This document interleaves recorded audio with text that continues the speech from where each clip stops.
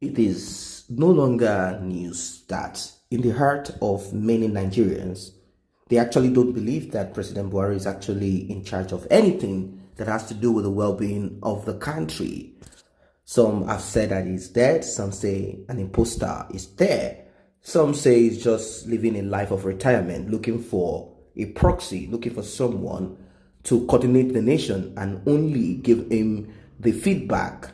Many Nigerians believe that with the recent, issues in Aso-Rock, it is safe to say that Professor Wole Soyinka and Nnamdi Kanu and many others are actually right when they said that President Buhari was not in charge of Aso-Rock.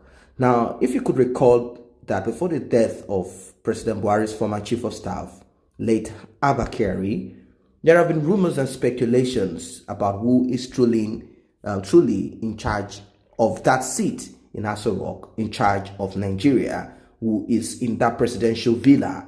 There have been lots of speculation and doubts about President Buhari's capabilities to run this country, this contraption, if I may use the proper, as there have been some lapses that has been noticed in the villa, both internally and externally.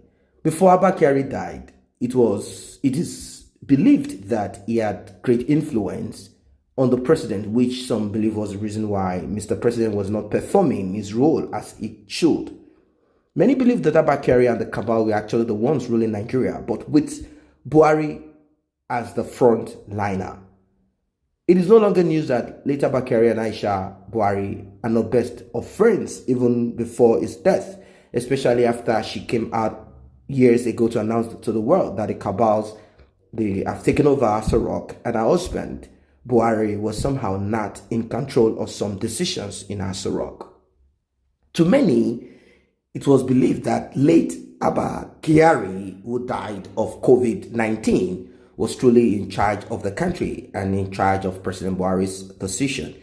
In case you don't know, a few months after Abba Kyari's death, President Buhari cancelled some secret appointment that was made by Abba Kyari in his absence. And this brought in someone new called Gambari.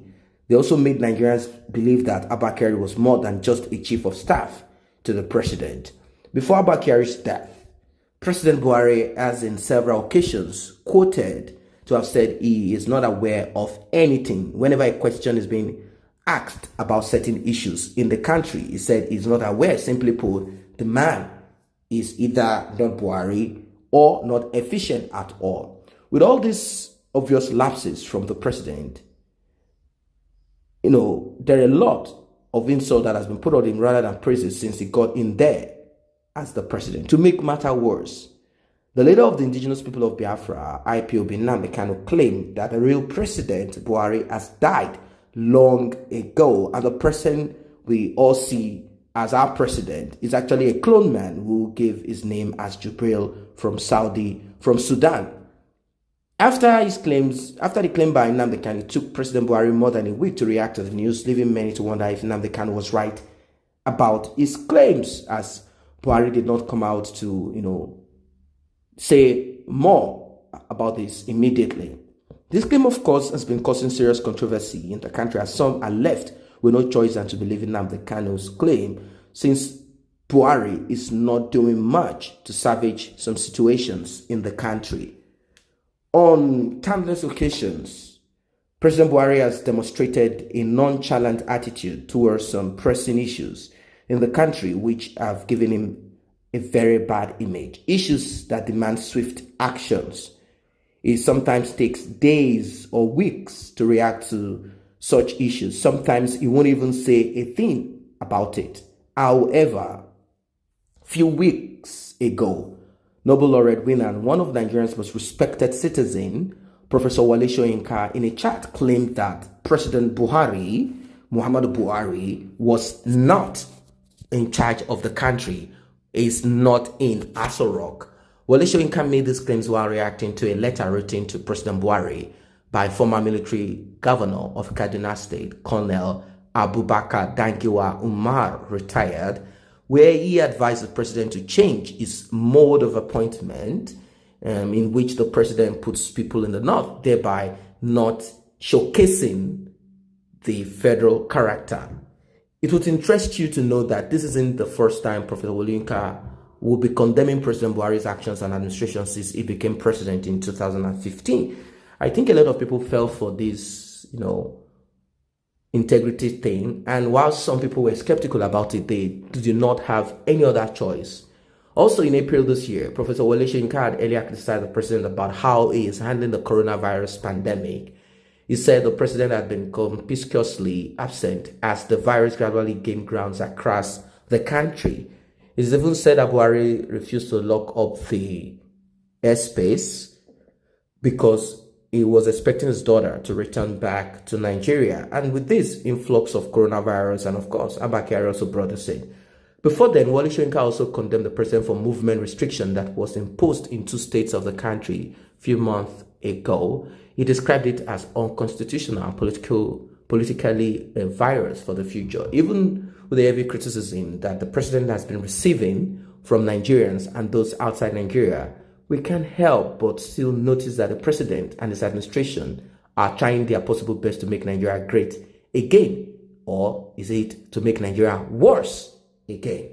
However, it's clearly obvious that Professor Wole and many other people are not satisfied with the performance of the president since he assumed office as president of the country 2015, and he has continued to tackle the president at every opportunity. Meanwhile, over the weekend, news came in that there was an ongoing drama in Aso-Rock as the presidential aides and the aides of the first lady of the country, Aisha Buhari, has been engaging in silent battle, which has led to the arrest and detention of Aisha Buhari's aide till date. In fact, gunshots were heard as Aisha Buhari's aide fired shots at a young man called Tunde. Tunde, not because he's a Yoruba man, he just got the name from Tunde Diagbans. They said they look alike. This man called Tunde is from Buhari's village, Daura, and is a relative to Buhari, and he is the private assistant and secretary to Buhari. This is a man that puts on a watch that cost $100,000. That's what he puts on. Philip Patek, that's what he puts on. All of a sudden, he has become rich. It was reported that one of President Buhari's top aides ordered the arrest of Aisha Buhari said after they later allegedly refused to self-isolate upon returning from a trip, which he challenged Aisha Buhari and every other person. Following the arrest, they did a lot, shot at each other, gunshots, and although the First Lady Aisha Buhari has asked the Inspector General of Police, IGP, to release her aides in their custody, but it is obvious that the IGP is not ready to do so, as he has continued to detain them even after Aisha has ordered him to release them. Simply put, Buhari is not available. Report also said that the cabal which Aisha is always talking about has ganged up against her to strip her of her security details, and yet Buhari is not talking. Are you sure that Buhari is there?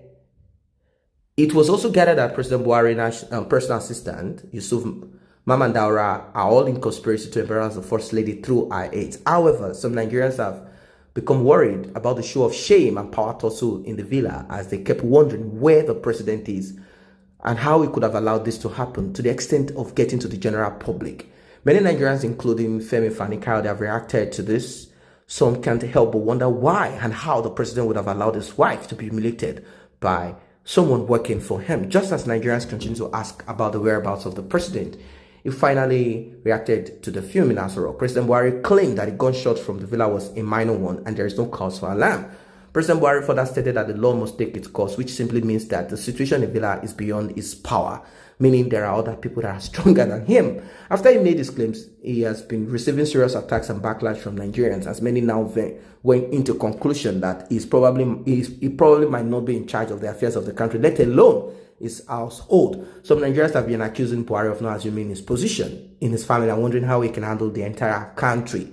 This leaves many to subscribe to Professor Wole Soyinka's claim, and of course of many other people, and Nnamdi Kanu, who have said that Buhari is dead. If he's not dead, yes, they said that it's a crime to shoot in the presidential villa, that it could endanger the president, that bullet could, pierce the president or something like that.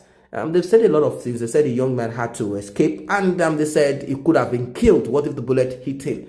And, a lot of very mixed reactions here and there. But with all of this, people say, we do not think Buhari is alive at all.